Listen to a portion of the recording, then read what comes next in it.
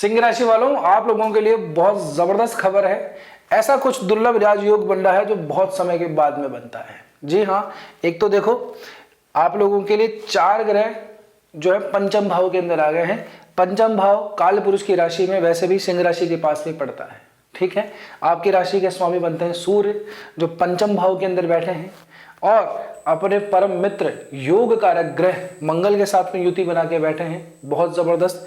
इसके अलावा बुध अभी जो वृश्चिक राशि में थे वो भी इनके साथ में आ गए हैं, यानी कि राजा है, सेनापति है, कुमार है, युवराज है, और शुक्र महाराज भी यहाँ पे ऑलरेडी बैठे थे, यानी कि मंत्री भी बैठे हैं। यानी कि बहुत गहन चर्चा होने वाली है, बहुत कोई मंथन निकलने के आने वाला है, और बहुत ही ज्यादा कोई शुभ काम होने वाला है। जब राजा भी बैठे हो, सेनापति भी बैठे हो, और युवराज भी हो, साथ में मंत्री भी हो, तो इसका मतलब राज्य का कल्याण अवश्यंभावी हो गया है।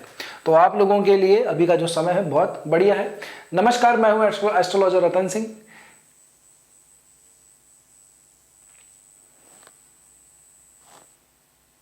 नमस्कार, मैं हूं एस्ट्रोलॉजर रतन सिंह। स्वागत करता हूं आपका अपने चैनल कुंडली शास्त्र में। सिंह राशि वालों के लिए जाता हुआ साल, आता हुआ साल, ये दो जो संधि है ये कैसी रहने वाली है, आज ही हम ये चर्चा करेंगे। एक बात और, कुंभ को थोड़ी ना भूले हुआ, 2025 में जो कुंभ लगा था, तो बस कुछ ऐसा ही समय आ रहा है, उसके बारे में मैं आपको बताऊंगा, बस थोड़ा सा इंतजार जरूर कीजिएगा। एक एक करके बात करें। सबसे पहले आपके व्यापार की बात करें, है ना। तो व्यापार भाव के अंदर तो देखो राहु बैठे हुए हैं, केतु राहु एक्सेस बना के बैठे हैं, पर चिंता करने की जरूरत नहीं है।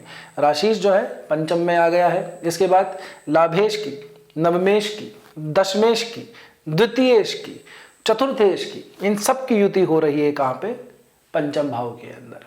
तो एक ये अपने आप में बहुत बड़ा राजयोग बनता है। राशिश, नवमेश, और साथ ही के अंदर द्वितीयेश, दशमेश, ये सब के सब एक जगह बैठ करके युति बना लें तो इससे अच्छी बात और क्या ही होगी। पंचमेश जो है सीधा सीधा दृष्टि संबंध बना रहे हैं गुरु महाराज, अपनी शुभ दृष्टि डाल रहे हैं, समसप्तक के भाव में बैठे हुए हैं। तो बहुत बड़ा राजयोग है आप लोगों के लिए शुरुआती चरण में ही। 29 दिसंबर को जैसे ही बुध यहाँ से गोचर करेंगे, ये अपने आप में फलित होने लग जाएगा। तो आप लोगों के लिए बिजनेस वाले भाव के लिए अच्छा है। कोई बड़ा स्टेप लेना चाहते हैं तो लीजिए, काम को एक्सपेंड करना चाहते हैं तो कीजिए, ग्रोथ जरूर मिलेगी, और तय है कि निश्चित रूप से मिलेगी आप लोगों को। अगर कोई पार्टनर अपने काम के अंदर बढ़ाना चाह रहे हैं तो थोड़ा सा संभल जाइएगा, पार्टनर वगैरह बढ़ाने का समय नहीं है, ठीक है ना। क्योंकि पार्टनर जो है वो थोड़े से ही बस आगे ही बैठे हैं आपके शनि महाराज, यहाँ पे राहु ऑलरेडी बैठे हुए हैं। तो उसमें पार्टनरशिप थोड़ा इंक्रीज मत कीजिए, जो है वर्तमान के अंदर उसी को एक्सपेंड करने की कोशिश कीजिए, अपनी रीच को बढ़ाइए। अगर उसके लिए ट्रैवल करना पड़े तो जरूर से कीजिए, आपका जो काम है वो आगे बढ़ जाएगा। बात करें जॉब की, तो देखिए दशमाधिपति एकादश का जो स्वामी है यानी कि दशम, और एकादश का स्वामी है यानी कि वर्क है, और वर्क की ग्रोथ है, काम है, और उसकी तरक्की है, इच्छाएं हैं और इच्छाओं की पूर्ति है, वो सब पंचम के भाव के अंदर युति बना के बैठे हैं। शुक्र और बुध जब पंचम में आ जाते हैं तो बहुत बड़ा एक राजयोग बनाते हैं, इसको लक्ष्मी नारायण योग कहते हैं। कई बार मैं इसकी चर्चा कर चुका हूँ। सूर्य और मंगल जब साथ में बैठते हैं तो आदित्य मंगल राजयोग बनाते हैं, इसकी भी मैं चर्चा आपके साथ में पहले कर चुका हूँ। दो योग एक साथ बन रहे हैं, तो आप लोगों के लिए काम के अंदर काम की ग्रोथ जो है वो आपकी होने वाली है। बहुत बड़ा काम आप लोगों को मिलने वाला साल की शुरुआत में ही हो सकता है कि अगर किसी जॉब के अंदर अगर आप स्विच करना चाह रहे हैं तो 1 जनवरी बहुत बढ़िया तारीख है, साल की शुरुआत में ही तय कर लीजिएगा। पहले से ही जाना चाह रहे हो तो पहले से भी चल जाइएगा, है ना। कंपनी को स्विच करना है तो बहुत बढ़िया समय है। अपनी खुद की काम के अंदर ग्रोथ करनी है तो आगे बॉस वगैरह से बात कीजिए, अप्रेजल मिल ही जाएगा। जिनको जॉब ढूंढ रहे हैं उनके लिए भी बहुत बढ़िया समय है आप लोगों के लिए। तो ये काम की ग्रोथ की बात हो गई। अब आगे बात करते हैं आप लोगों के लिए रिलेशनशिप की, मैरिज की। तो देखिए रिलेशनशिप के मामले में तो मैं ऐसा कहूं कि आप लोगों को थोड़ा सा कंफ्यूजन इस मामले में हो सकता है, पहली बात। दूसरा, किसी दूसरे से कंपेयर करके अपने आप को जेलस आप फील कर सकते हैं, ठीक है, या सामने वाला लगेगा कि यार ये तो बहुत ज़्यादा जेलिसी के अंदर आ रहा है। तो अपना जो रिलेशनशिप है उसको मेंटेन कीजिए। उसमें एक चीज़ का ध्यान रखिएगा, सब कुछ बढ़िया है लेकिन ईगो क्लैशेस जरूर आ सकते हैं। आपको उनकी बात समझ ना आए, उनको आपकी बात समझ ना आए, अहंकार बीच में आ जाए और प्रेम थोड़ा सा चटक जाए। तो इस बात का ध्यान रखिएगा। बाकी कोई समस्या नहीं है। अपने मन के अंदर जो कुछ कंफ्यूजन आप लोगों के चल रहे हैं उस सबको समेटिए एक जगह पे और अपना डिसीजन बनाइए, क्योंकि यही वो समय है जब आप अच्छा डिसीजन ले सकते हैं। आपका लिया हुआ जो डिसीजन है वो आगे जाके आपको फलदायी जरूर होगा। मैं बात करूं आगे रिलेशनशिप के अंदर, आगे जिनकी मैरिज हो चुकी है तो उन लोगों के लिए छोटी मोटी तनातनी जो है वो बनी हुई रहेगी, उसमें कोई बड़ी बात नहीं है। लेकिन फिर भी अभी का जो समय है आपने आपको ग्रोथ करने का समय है, पराक्रम करने का समय है। यानी कि जो मियाँ बीवी हैं उनके अंदर जिनके ये योग बन रहा है सिंह राशि वालों के अंदर, उनका पलड़ा भारी रहने वाला है। ठीक है ना, तो अपनी बात मनवाने का समय आ गया है, अपनी बात मनवाइए, प्रेम से मनवाइए। मैं वही कह रहा हूँ, ईगो क्लैशेस अगर आप करेंगे तो दिक्कत आ सकती है, यही एक समस्या है, इसके अलावा और कोई समस्या नहीं है। वेल्थ और प्रॉपर्टी की तो नया घर खरीदने का समय है, नई गाड़ी खरीदने का समय है। हालांकि मलमास चल रहे हैं लेकिन फिर भी आप थोड़ा बहुत तो क्या है कि उसके अंदर उसको फिक्स तो कर ही सकते हैं, फिक्स कर सकते हैं मतलब सिलेक्शन कर सकते हैं, हाँ हमें ये मकान लेना है, ये घर लेनी है, ये दुकान लेना है, और उसका जो लेना देना है, लेन देन का जो काम है, पैसे का जो काम है, आप मलमास के बाद में यानी 14 जनवरी के बाद में कर सकते हैं। धन में संचय होता हुआ दिखाई दे रहा है, धन वृद्धि होती हुई दिखाई दे रही है। तो यहाँ पे भी मैं आपको कहूँगा कि आपकी जो है 5 अंगुलियाँ घी के अंदर है। आगे बात करूं स्वास्थ्य की दृष्टि से, तो स्वास्थ्य भाव का जो मालिक है वो अपने आप से गया हुआ है तीसरे भाव में, 8वें भाव के अंदर। तो स्वास्थ्य का थोड़ा सा ध्यान रखना आप लोगों को चाहिए। हालांकि चौथे भाव को भी हम थोड़ा सा देखेंगे स्वास्थ्य के लिए, लेकिन फिर भी यहाँ पे मंगल की पोजीशन तो फिर भी ठीक है, लेकिन शनि की पोजीशन एज इट इज बनी हुई है।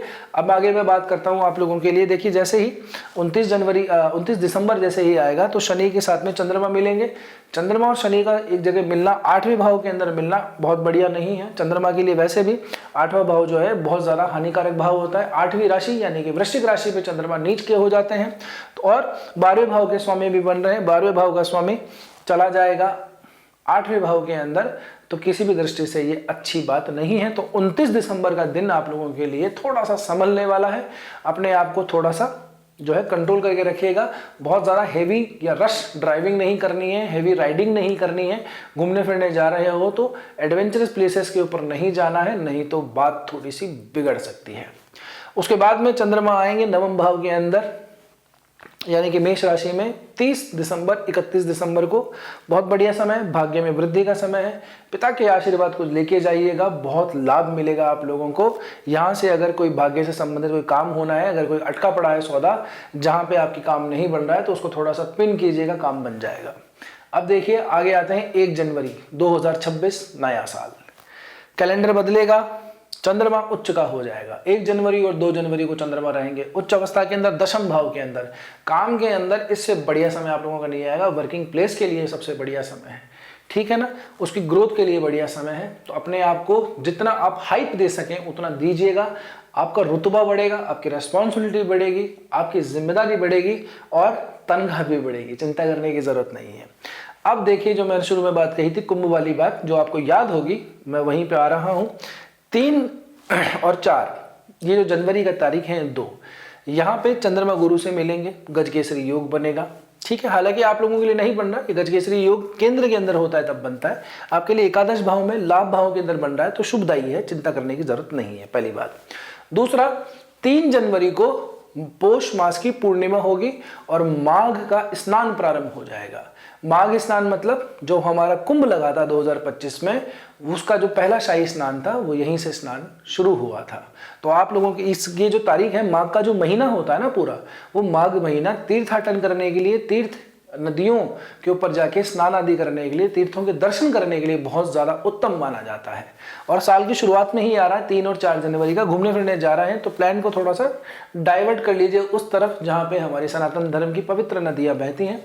अपने आप को स्वस्थ कीजिए और अपने आप को ऊर्जा से भरपूर कीजिए, ताकि पूरा साल जो है आप लोगों का धमाधम करिए निकले, धुआंधार तरीके से निकले। तो 3 जनवरी को स्नान प्रारंभ होगा, 3 या 4 जनवरी किसी भी तारीख को आप जाकर के स्नान कर सकते हैं। आपके लिए बहुत लाभदायी होगा, क्योंकि आप लोगों के लिए चंद्रमा और गुरु भी बन रहे हैं। कहां पर? लाभ भाव के अंदर, मिथुन राशि के अंदर।